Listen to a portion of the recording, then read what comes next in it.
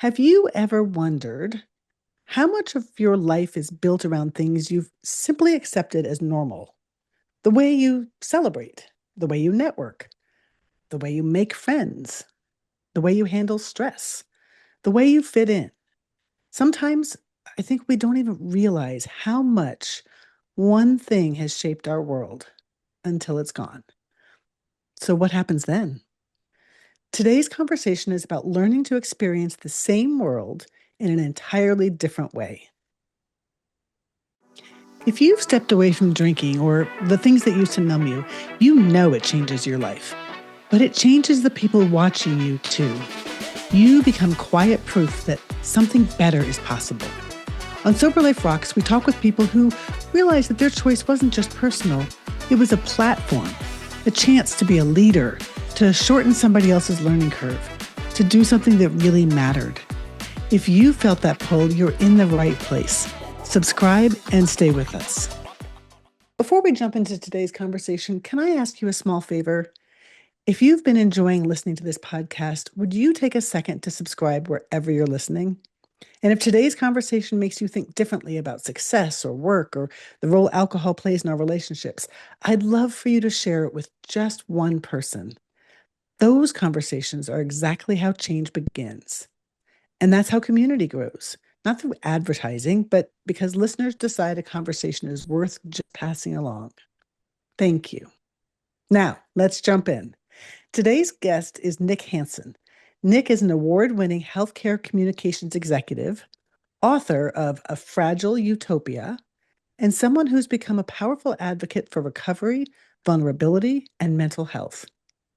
But what fascinated me most wasn't his professional success.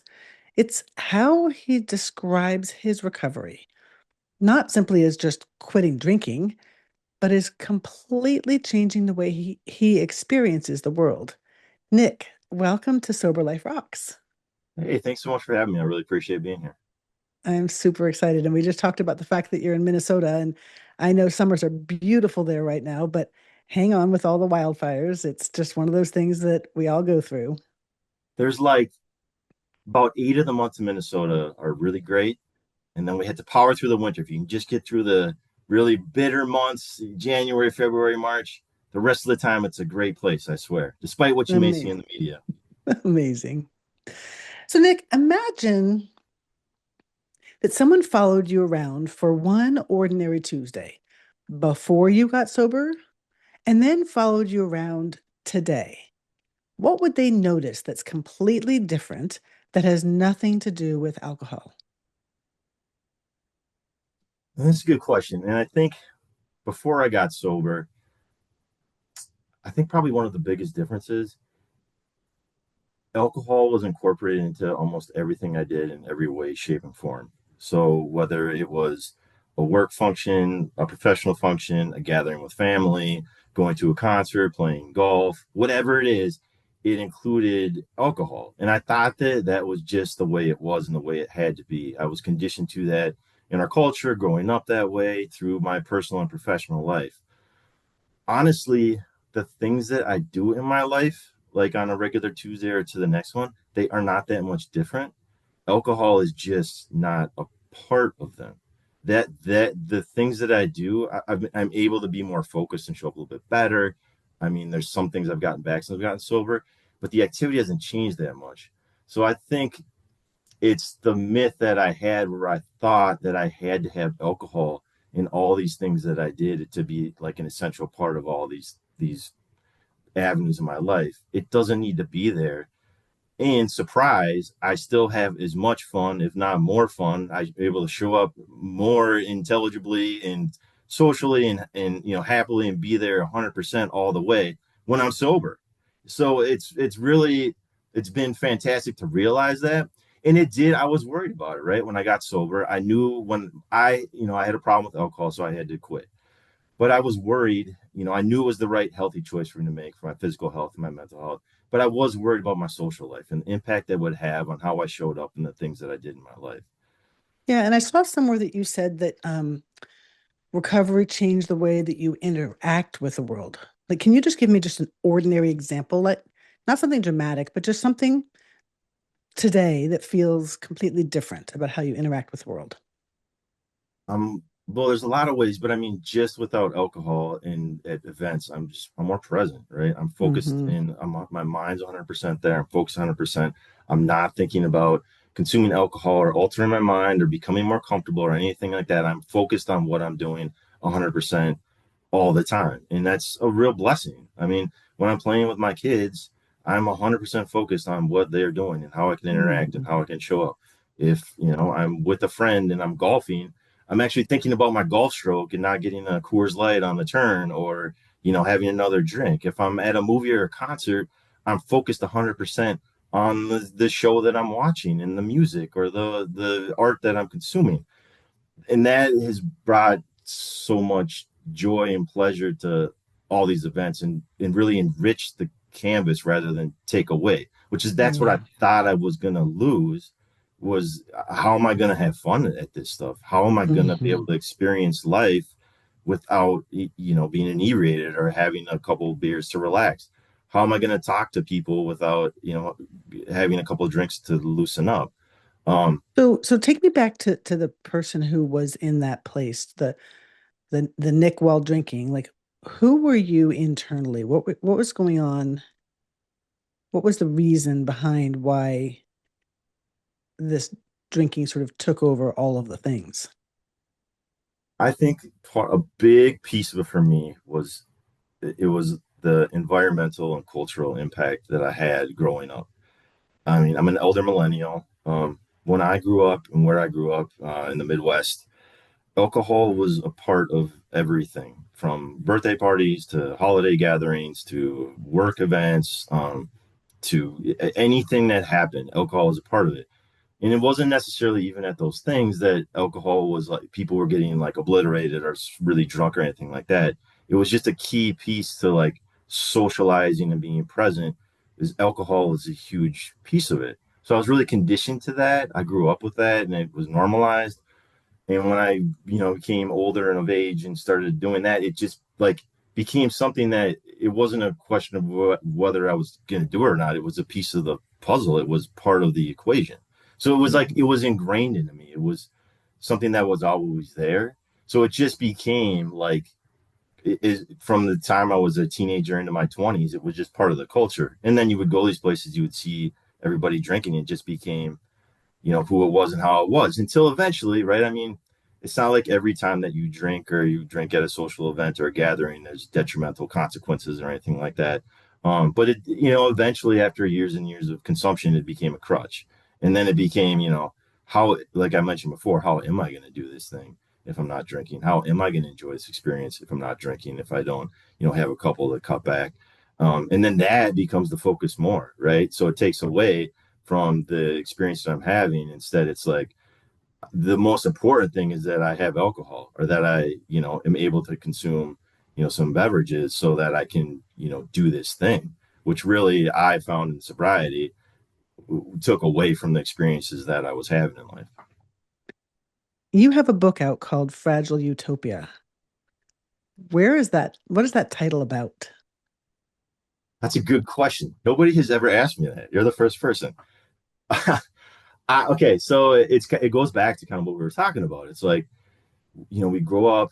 So the second part of the title is escaping the elaborate facade of alcoholic bliss, right? So we're conditioned with this myth that like you can drink and partake and you do all these things and like it's just this great world with alcohol and that's the way that the world functions and all the events and social events and things of that nature.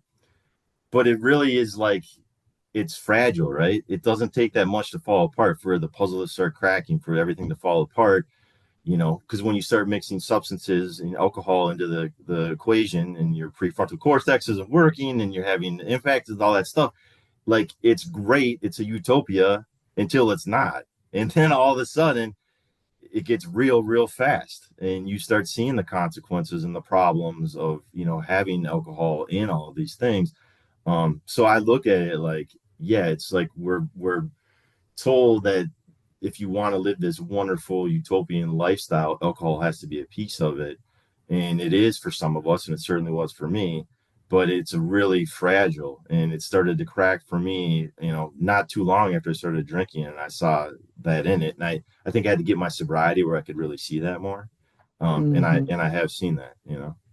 Well, let's bring that to your professional life. You've spent nearly 20 years building a successful career in healthcare communications, which actually is a world that I'm quite familiar with. I was in uh, diagnostics and pharmaceutical marketing and worked with speaker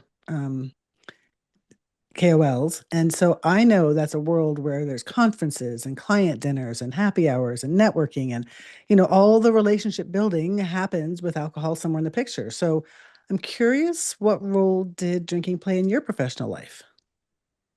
It was interesting because I remember after college thinking, a lot of people drink heavily in college. I know I certainly did. But going into that professional world, like it was very seamless. Like drinking and happy hours and socializing with my coworkers over alcoholic beverages was very, very normalized. I remember one of my first days at one of my first jobs, I brought my lunch and I opened the fridge in one of the rooms, and there was a bunch of India Pale Ales in it. And I was like, I thought it was a mistake. It's like, no, Fridays we close on the office an hour early and we have happy hour together and drink together. And it became like the lines were really blurred. The personal and professional lines, especially early into my mid career, I socialized and drank pretty heavily with my coworkers and colleagues. I did go to a lot of conferences and, drank heavily with many of the people there and, had a lot of experiences under the influence. Happy hours with coworkers were very common and, you know, something that were just part of my life. I think so it really was bred into me. The thing that I realize now is there are people who do that, but there's just as many people who don't do that and who don't partake in that culture. And like even if you go to happy hour, like it's not going to bother me if somebody has a glass of wine or a beer or two or whatever, and I'm not drinking. And surprised they don't care if you're not drinking. You're so worried for so long. It's like, oh, what are they going to think if I'm just having a water? They're going to think I'm a party pooper or whatever. Nobody cares. Nobody cares if you're not drinking. It's like the things but once it stretches out past the happy hour or whatever, that's when the problematic stuff usually happens anyways, or the things you probably shouldn't be doing or saying, and you're getting a little loose lipped or whatever. You're not missing out by not participating in that part anyway. So I have found that I don't miss out on anything by like that drinking culture that I thought I had to embrace in the professional world. That's another myth that's just not true. You can still participate, be with your colleagues and coworkers at events in and outside of work. You don't have to drink. You can still have a great experience. You might miss out on a little bit at the very end of the night, but nothing good happens at that time anyways. And then again, the next day when you wake up for work or at the conference or whatever, you're 100% ready to go and you're getting the most out of those meetings in the morning or over the coffee with professionals and colleagues who are showing up there too. And that was something I was missing out on before that I didn't even realize I was missing out on. So um it has been like surprising for me to see that in sobriety. The perception I had has altered quite a bit. How long have you been sober now? I'm coming up on just about 3 years. Oh my gosh, that's amazing. So, Nick, you're benefiting from a changing world because I will tell you, I got sober 21 years ago, and back then, it was not the same. Like if you weren't drinking with the guys and at you know, the bar crawls and all that kind of stuff, like you weren't trustworthy. I'm just going to say it like that. Like you were weird. You were something to be questioned if you weren't doing those things. And I do think that today the world is changing a lot and it's an amazing thing to see, but it hasn't always been that way. And so people like me, it was really ingrained in me that that's how you forge the personal relationships that would then foster the business. It's a good point. I mean, I think there are changes happening. I do remember in my 20s and even in my 30s saying, I don't trust somebody I can't have a drink with. Or if they don't Hmm. drink, I would say that, right? And I Yes.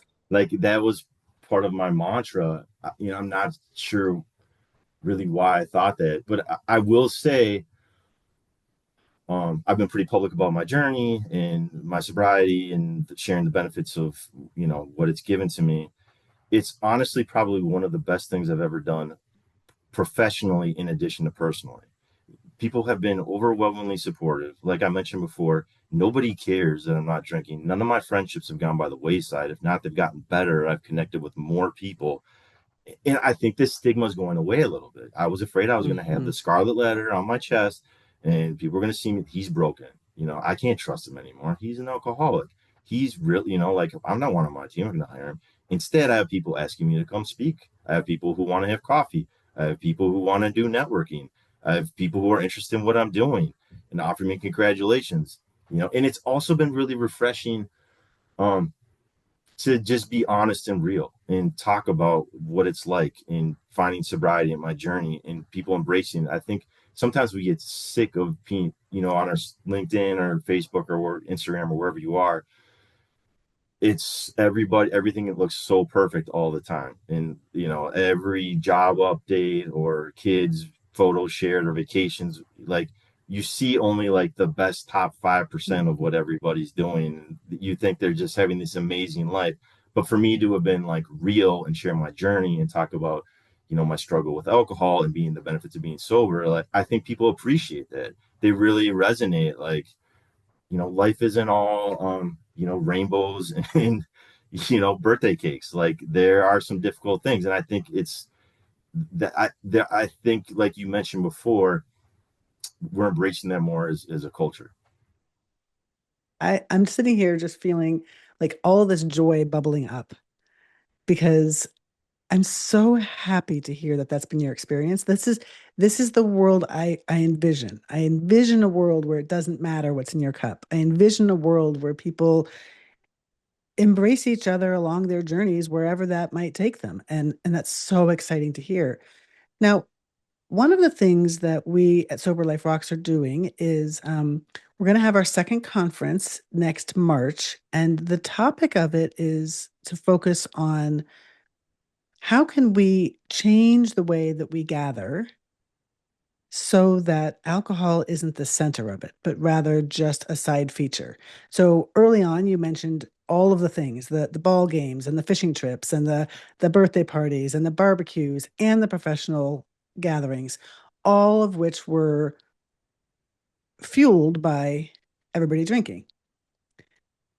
And so for people like you and me who don't drink, those things are still happening. And for me, at times I can feel like I'm kind of on the outside looking in. And so the question is, and maybe you might have experienced some of this, what does it look like to have gatherings where there's something else that we are focused on? And oh, by the way, there might be alcohol or there might be not alcohol. It doesn't matter. What matters is the way that we're gathering is centered around something else. Have you experienced anything like that? I think so.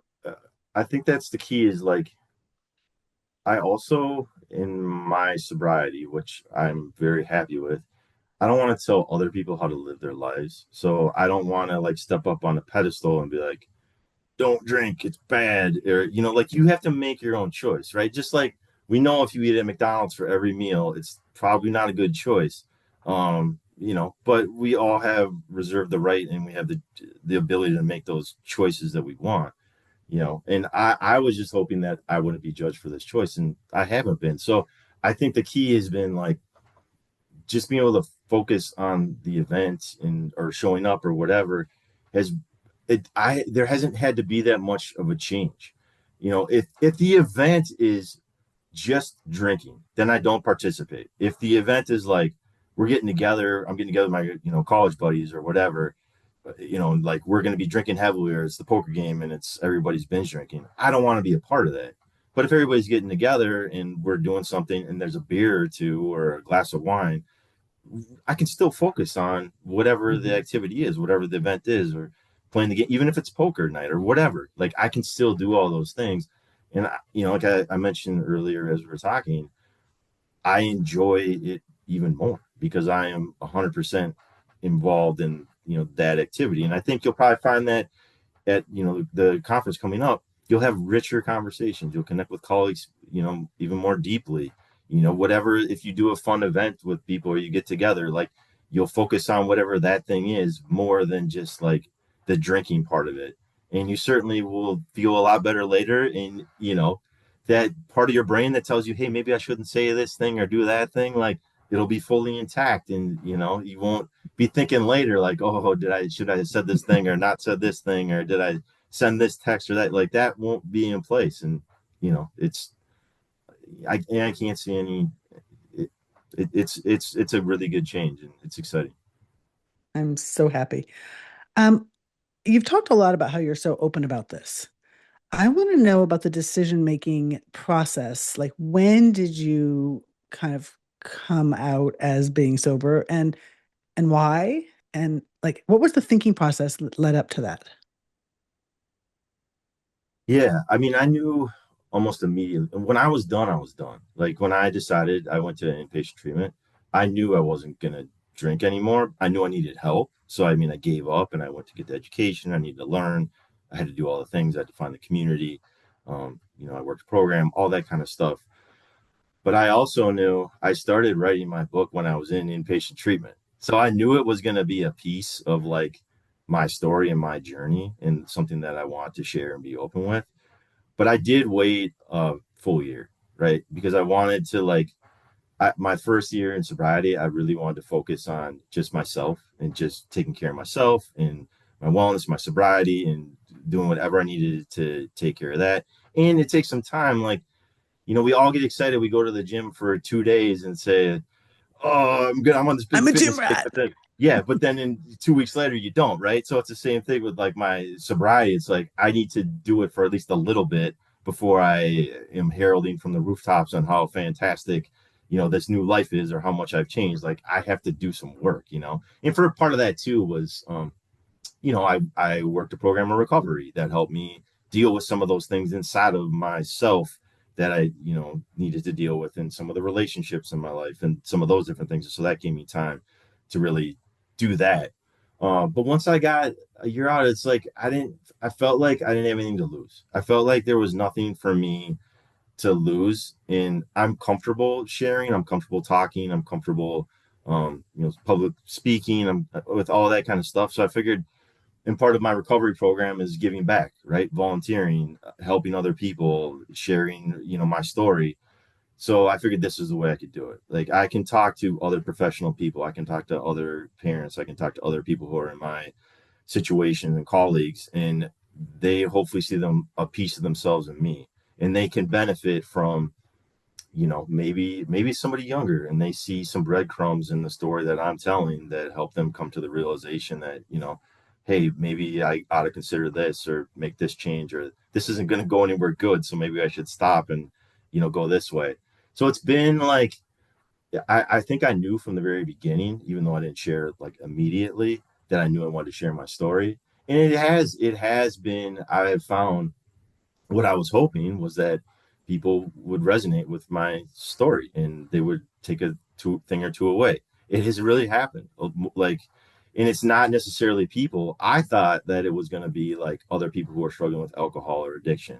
It's honestly been people who are struggling with mental health or the loved ones of other people who have somebody who's struggling with addiction or alcohol abuse or something like that, um, who benefited from hearing like what it's like from my side, or just being open and honest about the journey and the process through everything and how transformative it is, and what it was like to be in that spot. So it was a difficult choice, right? Because I was putting myself out there. I didn't know what people think. I could have had a poor reception and it could have gone over, not well, but it really has. And I've had that impact with people that I was hoping, whether I know them or don't know them. And it's been really great. And I'm, again, I mentioned this earlier, but it's one of the best choices I've ever made, is to just be open and honest and public about it. And, you know, this is me, scars and all, right? I love that so much. What was it like with work? How did you navigate that coming out? That's funny too. When I first went into a lot of, first of all, I had a alcohol problem for sure, and there's people in my life spanning back many years who would say, Nick, you have a problem or whatever. But there's also a lot of people who had no idea, and there's a lot of Hmm. coworkers who had no idea, or maybe they were a habit only once or something. But I showed up. I was for a lot of the time, I was a good colleague and coworker, and I got a lot of stuff done. So I was nervous when I finally decided to get help and go to treatment.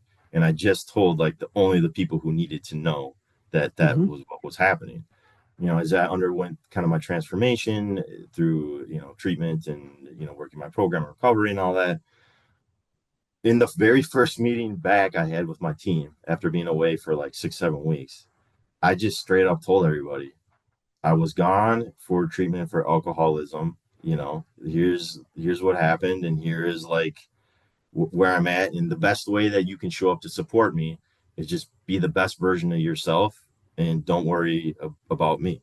Like I appreciate your support and kindness, or whatever, but like this is what happened. Just like you would say, I had a case of mono when I was out, or I had this medical event and I had to go get better and I'm back.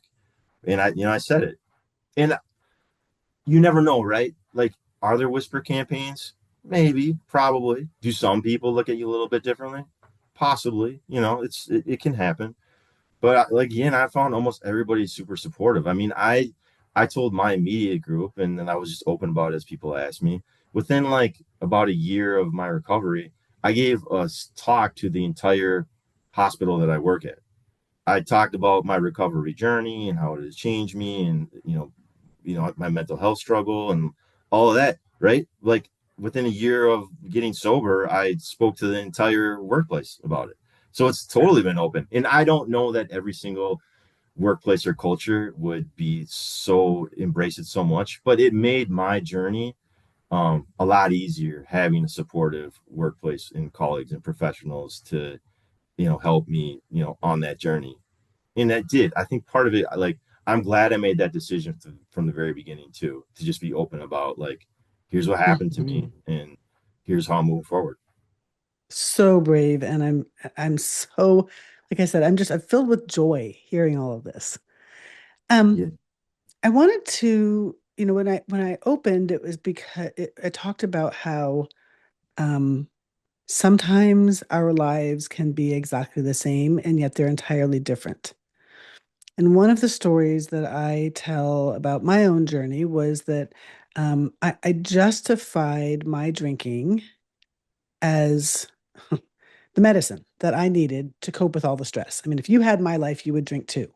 And I drink in private mostly because I didn't want to drink and drive, and I had two young kids I had to take care of. And so I hadn't lost my job. I was very, very successful in my career. I owned a house. I was a single mom. They were in soccer, club soccer, and I took them all to all the things. And I was soccer mom and PTA vice president and all the things. And so I too ended up going to treatment. And when I was there, I'm looking at all of these people who just their lives were a mess. They had lost everything, or they were battered and bruised, and just I kept looking at them and looking at me and just going, I I'm still not clear why I'm here. I had agreed to go because my parents gifted me with an intervention, but I just couldn't see that this was really necessary for me until somebody came to give a talk from AA, and they talked about the house that they still had and the car that they still had and the wife that they still had and the kids that they still had and the boat that they still had. Like, I didn't have a boat, but they did.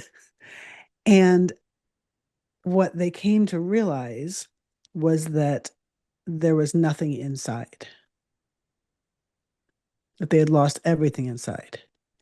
And in that moment, I realized that my losses were way bigger than all of these outside things. And so I really resonated with the idea that you hadn't lost all of the things. But I'm curious from your perspective, how has your life changed despite the fact that all the trappings were the same before and all the trappings are the same after? You've talked about, being more connected, but Would you describe your life as basically the same, only without alcohol, or is there something bigger than that? Well, my life's way different, but I would say, just to hit on something you talked about, like, I don't understand why some people, they might have one bad weekend or one bad night and they decide to get sober. And then the next person, they literally have to be homeless, living underneath a bridge. There's this huge spectrum, and Mhm. whatever it is, and what's something inside of us, that trigger gets flipped. And, we decide that we got to look ourselves in the mirror. We got to, a lot of times it means sobering up or make some changes. And I don't know what that is, but you don't have, I would just say, we don't have to wait. Like, it can always get worse. It can, no matter what, when you're drinking, like, it, you can go further down the line, so you don't have to like be homeless to want to make a change, to want to make your life better. Um, but in terms of like, is my life just the same except I'm not drinking? No, I mean, everything is better, right? I mean, even the simplest of things. Now, when I go to bed, I sleep less, so maybe 6 hours, but I get REM sleep and I wake up fully refreshed every single day. You know, like, my diet is cleaner because I'm not trying to eat a bunch of junk food to sober up, late at night or, after a happy hour or something like that. And I just don't eat as much, food by proxy. I wake up, like I said, fully refreshed every day, and I don't miss days to the gym. And I'm able to work out more. And then in turn, I'm more physically fit and present and, healthier and able to like lift up my kids without a problem and, move around with ease. And then you lose a little bit of weight, right? And then that gets better. My mental health is exponentially better, right? Like, the anxiety and depression that I had when I was drinking and under the influence, as I sobered up and started to make some changes, that started to change a lot. It's like, oh, I have anxiety, but maybe the drinking was making it worse too, and I'm having these panic attacks. Like, all of a sudden I'm sober for a while and like that's not there anymore. And then all of a sudden I start getting off of like some of my medications and I'm feeling even better because of that. And I'm having these rich experiences and feelings that I wasn't maybe able to have because of the medications and the alcohol combined. Right. So, like, everything is better because of my sobriety, and I'm able to, my mental health is better, my physical health is better, my sleep hygiene is better, so I can do those things in my life. I get so much more joy. I get so much more joy playing with my kids because I'm not worrying about drinking, because I can pick them up without my back hurting, because I'm not exhausted from getting no sleep. I'm not stressed out before work because I got everything done yesterday and I got up a half hour earlier and did some emails and a few things before, and I'm totally ready for the meeting that I have coming up later that day. You know, my relationships and social things are good because of how I showed up and was able to deal with things. Um, so it's just, yes, I still, am a father. I still have a job. I still, live in a home and all these things. It just makes life easier, right? It just makes everything easier, and it's easier to live in the moment and be present when you don't have that, uh, you know, that big giant gorilla in the room, and it's gone, and you're able to live like, be a lot more healthy. It really has, and and part of my program of recovery too was really looking at myself and dealing with like some of the mental health things. So, the relationships, the resentments, the amends, right, that some of us make in the 12-step program, like, it was super, super freeing to like reach out to some of those people and deal with some of those things that I had been brushing aside for so long. So my program of recovery really helped me to make those changes I needed to show up every single day in my life the way it is. And life is still hard. I still have things happen to me day in, day out. I have a 9, 6, and 4-year-old who like to fight and scream. And sometimes I don't do everything totally right at work, and I might get nearful, and I don't always make my significant other happy. And like, these things, like, I get cut off in traffic and I get upset. Like, they don't ever totally go away, but I'm able to deal with it more and I'm more present. And I try to take a breath and think a little bit more and live with more empathy and grace and gratitude, and just, you know, touch my toes a little bit more lightly to the ground and realize like we're all just trying to get through it every single day. So it's just the, Mm. I guess, long answer, short at the end is it's just an easier way of living. It's a lot lighter. I remember one time saying to somebody in my program that nothing had changed, and yet everything had changed. Yeah, Yeah. that's a great statement. It's very true. And I think like it's hard to look back over those years and not have regrets and sunk feelings and shame and guilt. Also, I remember going to a meeting before I got sober, AA meeting, and somebody talked about how they were a grateful alcoholic. And I'm like, you are insane. How could you possibly be grateful for this? But now I'm on the other side of it. I have an intense appreciation for life, for living, for my relationships, for everything that I have, that there is absolutely no way that I would have if I hadn't gone through what I'd gone through. You know, you've probably heard the thing like it's the only condition where your medical condition where you get out on the other side and you're actually better than you were. You know, like everything else, you're just trying to get back to baseline, like right where you're at with, alcohol abuse or addiction. And once you get better, you're a better version of yourself. And Hmm. I guess now I'm the one sitting here saying I'm a grateful alcoholic. It's crazy I how love times that. change. Yeah. Nick, where can people find your book? It's easy. Fragileutopia.com, or you can just go to Amazon or Audible and just look for A Fragile Utopia by Nick Hansen, and no problem finding it. And I know that you are also available as a speaker. So, what are some of the things that you can speak about? Yeah, so I do talk about recovery, but I also talk a lot about, I mentioned like living with resiliency and grace and adapting to change and, living a little bit lighter and letting some of those resentments go and sharing kind of that positive message and inspiring message. So there's certainly that aspect of what I talk about too. But again, if you're interested, just go to fragileutopia.com. Perfect. You know, as I'm thinking back across this conversation, there's a couple of things that come to mind. The first is just the joy that you have brought me talking about how things have been so different for you in these past 3 years, the reception that you've received from people and the support that you've received from people, and the fact that you were treated still as you know, one of the friends or one of the coworkers without it having to be weird. And that makes me so happy. And the other thing is that what's shown through from this conversation is that removing alcohol is only one piece of it. Recovery is the big thing. That our the meetings we have with people don't change, or the family doesn't necessarily change, or the career doesn't necessarily change, but somehow we do. And because we start to change, the world begins to look different. And I think that that's true for all of us who have taken the time to give a really hard look at how we got where we were and what we want to be different. Like the biggest transformation isn't necessarily in changing all of our circumstances, it's finally becoming present enough to experience the life that we already have. So, for those of you listening, I'd love to hear from you. Where have you discovered a deeper type of connection after letting go of something you thought you needed?